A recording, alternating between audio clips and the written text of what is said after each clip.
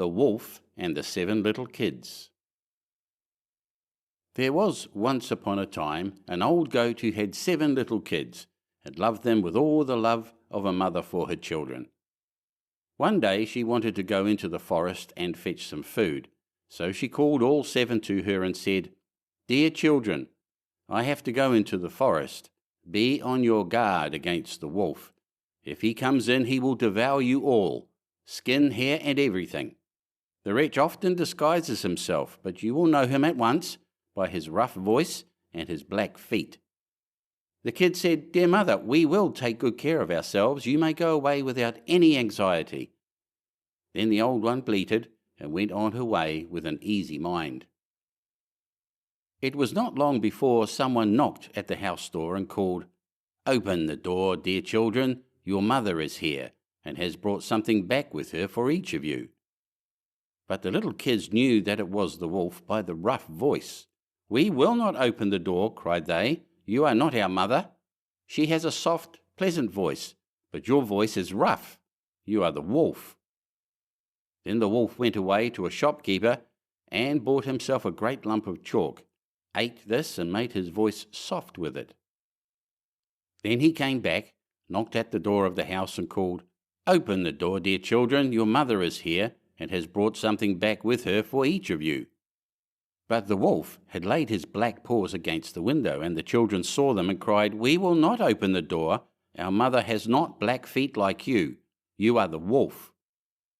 Then the wolf ran to a baker and said, "I have hurt my feet. Rub some dough over them for me." And when the baker had rubbed his feet over, he ran to the miller and said, "Strew some white meal over my feet for me." The miller thought to himself, "The wolf wants to deceive someone," and refused. But the wolf said, "If you will not do it, I will devour you." Then the miller was afraid and made his paws white for him. Truly, this is the way of mankind. So now the wretch went for the 3rd time to the house door, knocked at it and said, "Open the door for me, children. Your dear little mother has come home and has brought every one of you something back from the forest with her." The little kids cried, "First show us your paws, that we may know if you are our dear little mother."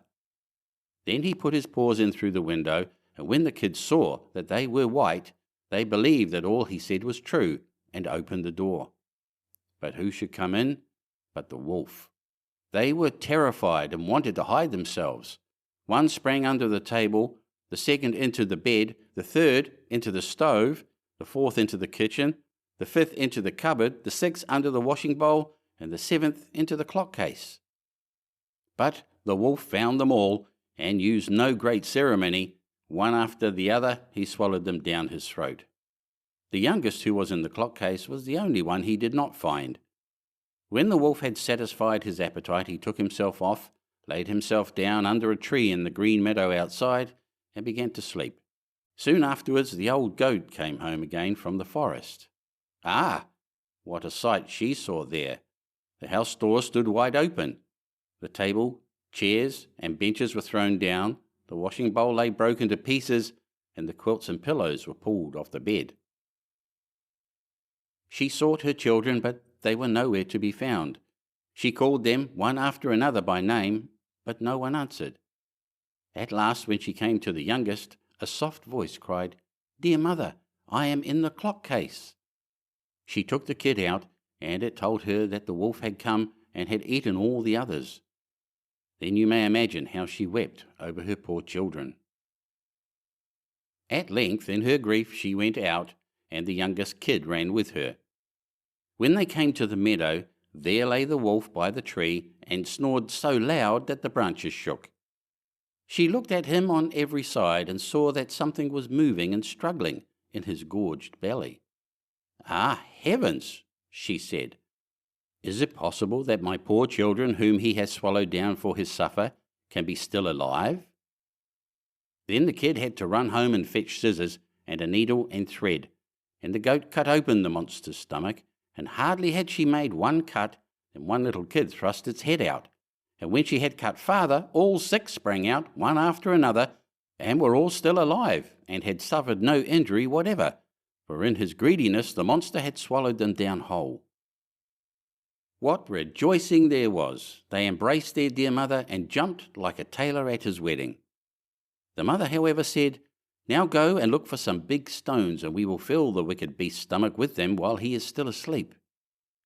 Then the 7 kids dragged the stones thither with all speed and put as many of them into his stomach as they could get in, and the mother sewed him up again in the greatest haste, so that he was not aware of anything and never once stirred.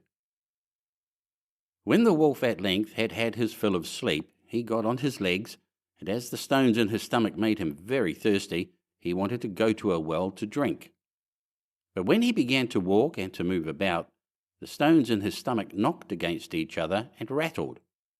Then he cried, "What rumbles and tumbles against my poor bones? I thought 'twas 6 kids, but it feels like big stones." And when he got to the well and stooped over the water to drink, the heavy stones made him fall in, and he drowned miserably. When the 7 kids saw that, they came running to the spot and cried aloud, "The wolf is dead! The wolf is dead!" and danced for joy round about the well with their mother.